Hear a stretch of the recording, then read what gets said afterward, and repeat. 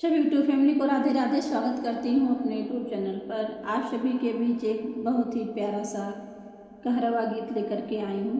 पूरा सुनना और कैसा लगा कमेंट बॉक्स में ज़रूर बताना।